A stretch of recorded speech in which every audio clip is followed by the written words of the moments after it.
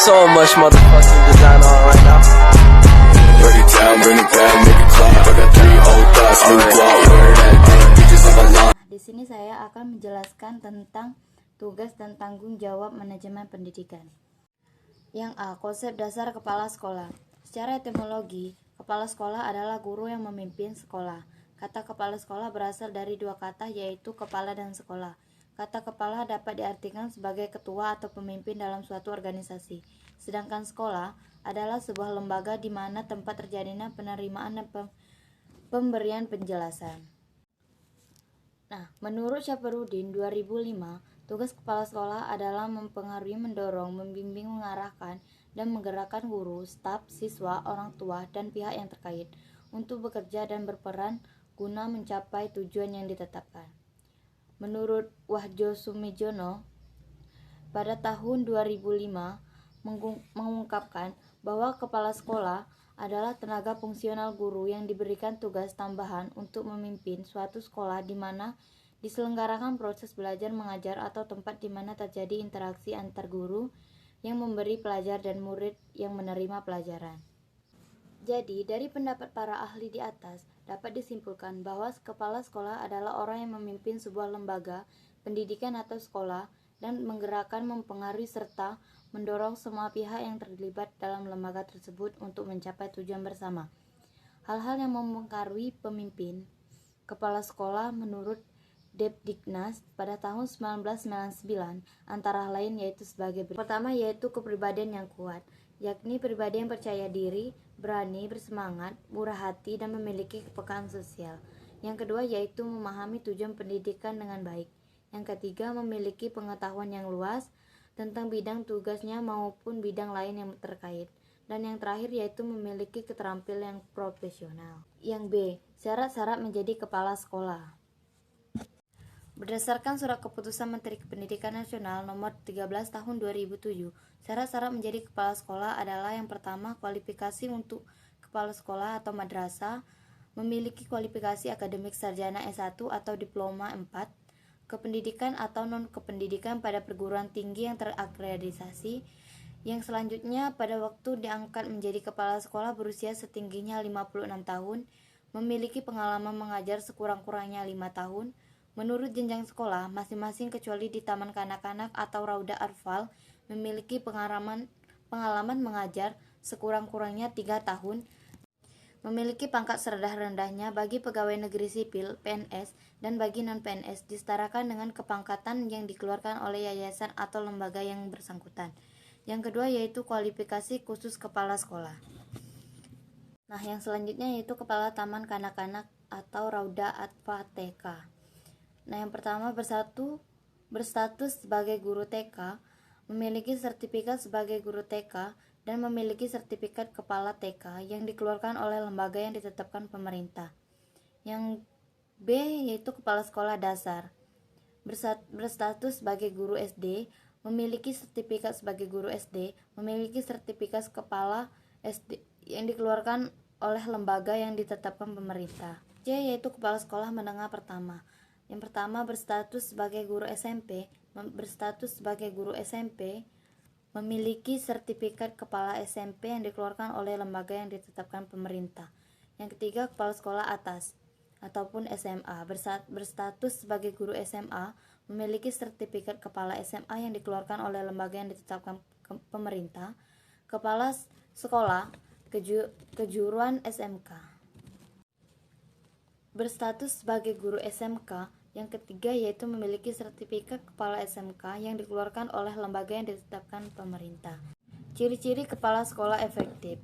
Nah, di sini ada 3 faktor yang menjadi indikator keberhasilan kepala sekolah yang efektif, yaitu 1. Keinginan dan harapan untuk menjadikan sekolah yang dipimpin lebih baik dari sekolah-sekolah lain dan mampu menginstruksikan waktu dan harapan sedemikian rupa sehingga memungkinkan kepala sekolah yang bersangkutan mencapai tujuan pribadian sebagai kepala sekolah. Yang kedua, kecenderungan berinisiatif dan melalui tindakan proaktif terhadap situasi kerjanya.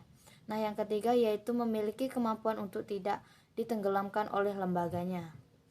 Nah, di sini kita akan membahas ciri-cirinya. Kepala sekolah efektif menurut Kusnuridlo pada tahun 2010 adalah sebagai berikut. Yang pertama, memiliki visi yang kuat tentang masa depan sekolahnya dan ia mendorong semua staf untuk mewujudkan visi tersebut. Nah, yang kedua yaitu memiliki harapan tinggi terhadap prestasi siswa dan kinerja staf. Yang ketiga, tekun mengamati para guru di kelas dan memberikan umpan balik yang positif dan konstruktif dalam rangka memecahkan masalah dan memperbaiki pembelajaran. Nah, yang keempat yaitu mendorong pemanfaatan waktu secara efisien dan merancang langkah-langkah untuk meminimalisir kekacauan. Yang kelima, mampu memanfaatkan sumber-sumber material dan personil secara kreatif. Dan yang terakhir yaitu memantau prestasi siswa secara individual dan kolektif serta memanfaatkan informasi untuk mengarahkan perencanaan instruksional. Nah, yang selanjutnya yaitu D. Tugas dan tanggung jawab kepala sekolah.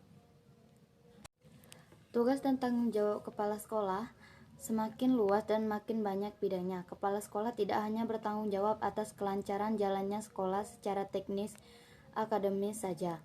Benar, hal itu adalah tugas dan tanggung jawab yang pokok bagi seorang kepala sekolah atau manajemen pendidikan.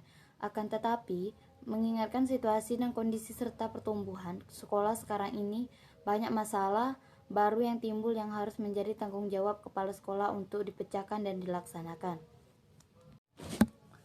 Nah, jadi dalam proses pendidikan seorang kepala sekolah atau manajemen pendidikan sangat berperan dalam menentukan jalannya pendidikan serta bertanggung jawab atas kelancaran proses pendidikan yang ia pimpin. Dengan memperhatikan segala hal yang dibutuhkan oleh lembaga pendidikan tersebut, baik itu sarana, prasarana, guru maupun peserta didik menurut riwayat pada tahun 1986. Nah, dan tanggung jawab kepala sekolah itu dapat digolongkan kepada dua bidang antara lain yaitu sebagai berikut. Yang pertama, tugas kepala sekolah dalam bidang administrasi dapat digolongkan menjadi 6 bagian yaitu pengelolaan pengajaran, pengelolaan pegawaian, pengelolaan kemuritan, pengelolaan gedung dan halaman, pengelolaan keuangan, pengelolaan hubungan sekolah dan masyarakat. Nah, yang kedua yaitu tugas kepala sekolah dalam bidang supervisi. Kegiatan pendidikan pengajaran untuk dapat menciptakan situasi belajar mengajar. Tugas tersebut sebagai berikut. Yang pertama, membimbing guru agar mereka dapat memahami lebih jelas tentang persoalan-persoalan dan kebutuhan murid. Dan selanjutnya yaitu menyeleksi dan membentuk tugas-tugas yang paling cocok bagi setiap guru sesuai dengan minat. Selanjutnya yang F, fungsi kepala sekolah sebagai manajer.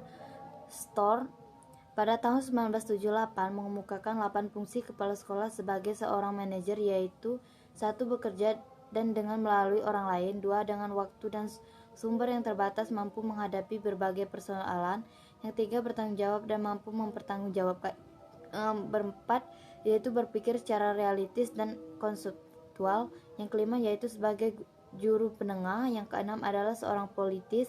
Yang ketujuh adalah seorang diplomat dan yang ke-8 yaitu mengambil keputusan yang sulit. Nah, menurut Mulyasa pada tahun 2007 103 ada beberapa strategi yang dapat dilakukan kepala sekolah dalam meningkatkan profesionalisme guru antara lain yaitu sebagai berikut. Yang pertama, memberdayakan tenaga pendidikan, memberi kesempatan kepada para tenaga pendidikan, mendorong keterlibatan seluruh tenaga pendidikan. Nah, oleh sebab itu, dalam rangka mencapai tujuan organisasi, kepala sekolah pada dasarnya mempunyai tugas dan tanggung jawab untuk melakukan perencanaan, pengorganisasian, penggerakan, dan pengawasan terhadap seluruh sumber daya yang ada dan kegiatan-kegiatan yang dilakukan di sekolah. Nah, untuk pembahasan terakhir kita yaitu peran kepala sekolah. Seorang kepala sekolah yang berperan sebagai administrator memiliki 10 peran yaitu peran pribadi, kepala, kepemimpinan, penghubung, peran pengetahuan supervisi, penabur pengetahuan, juru bicara, peran dalam mengambil keputusan, wiraswastawan, pemecahan waktu, pengakulasian, sumber daya, dan perundingan. 3 peran utama yaitu sebagai berikut. Yang peran pertama sebagai peran pemimpinan kepala sekolah, yang kedua peran manajerial kepala sekolah, dan yang terakhir yaitu peran kurikulum pembelajaran kepala sekolah. Nah, baiklah, mungkin hanya itu yang bisa saya sampaikan dalam PPT saya pada hari ini saya akhiri. Wassalamualaikum warahmatullahi wabarakatuh. Terima kasih.